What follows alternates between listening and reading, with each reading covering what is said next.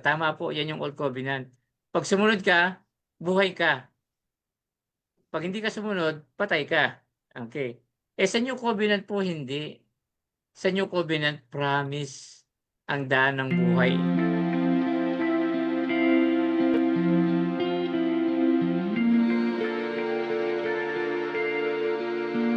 Tama po, yan yung Old Covenant.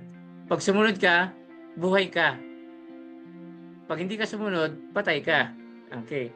Sa New Covenant po hindi.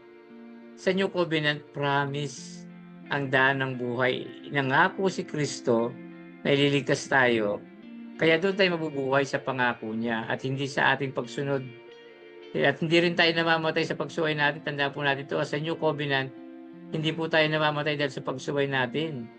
Sa New Covenant, ang reality is patay na tayo. Patay na po tayo. We are already dead because we were born in sin. Okay? At yung kasalanan natin, halimbawa, nanampalataya tayo, nagkaroon tayo ng buhay. Yung kasalanan natin, hindi nagtatanggal ng ating buhay. Po, hindi nawawala sa pagiging anak ng Diyos. Kapag sumuway ka, hindi ka nawawala sa pagiging anak ng Diyos. Kasi merong forgiveness. There is 1 John 1:9, you ask forgiveness. Ito gusto kong idiin yung New Covenant, tungkol sa paano tayo nagkaroon ng buhay. Ano ba ang tinuturo ng Biblia kung paano tayo nagkaroon ng buhay? How did we get life according to the teaching of the Bible? Yung sa akin nung nalaman yung gospel. Nung nalaman yung gospel tapos tinanggap natin, doon na nabuhay yung spirit natin, tapos na-seal na tayo at na-justify. Then sanctification yung buhay na natin ngayon. So paano kapag hindi mo pa alam ang gospel, wala ka pang buhay? So kasi nakalagay 'di ba? Dead faith. Yun yung yes, somewhere in Ephesians yun nabasa ko yun. Ephesians 2:1. Ephesians 2:1 yun. Basahin natin para maganda. Basahin ko. Tsaka dyan din kasi nangyari yung noon parang hindi ko naintindihan yung Bible talaga. Aha. parang may nangyari na na nabuhay siya, na naintindihan mo na. Nababasa mo pero talagang may something na alam mo Samuel, hindi mo mag-gets talaga. Dito rin yung sa 2 Corinthians mamaya yung may tabing.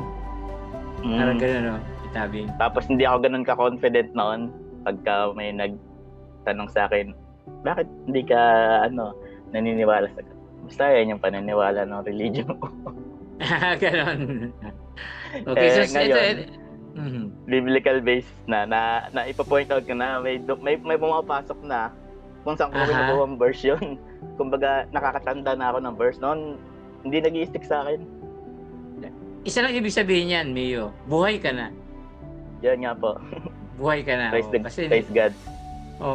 Dati, kaya hindi mo naintindihan kasi patay pa Patay pa dati.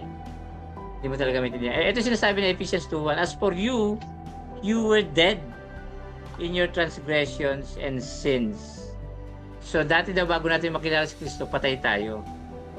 Yun ang kalagayan ng tao. Kaya lang, gusto ko itong Romans 5:18. Basahin ko rin yung Romans 5:18 po. Okay. Sinasabi doon kung kailan tayo nagkaroon ng buhay Romans 5:18. Consequently, just as one trespass resulted in condemnation for all people, so also one righteous act, yun yung kamatayan ni Kristo sa cross, resulted in one justification and two life for all. So sa kamatayan ni Kristo sa cross, nagkaroon tayo ng dalawang gift. Justification, pangalawa life. So nung mamatay si Kristo sa cross, believe it or not, lahat nagkaroon ng buhay. Kaya lang, yung hindi pa nakakarinig ng gospel, hindi nila alam. Yun lang po ang kaibahan. Lahat ng tao may buhay na, yun nga lang yung hindi pa nakakarinig ng gospel, hindi nila alam. Kaya paano nila matatanggap yung buhay na yun? Wala pa sa kamay nila. Parang nasa Diyos pa yung eternal life nila, parang ganoon May eternal life na nakapangalan na sa atin pero nasa Diyos pa. Parang pera nasa loob pa ng ATM. Hindi pa natin na-withdraw. Yun pa lagi ko ilustrasyon Pero nung narinig natin yung gospel, nagkaroon tayo ng faith. So yung faith ngayon, naging daan para matanggap natin yung ating eternal life. So we experience it. dati hindi natin na-experience. May eternal life na tayo dati nakapangalan na sa atin, pero hindi pa natin na-experience. Yun ang nangyari sa iyo, Mio. You are now able to experience eternal life.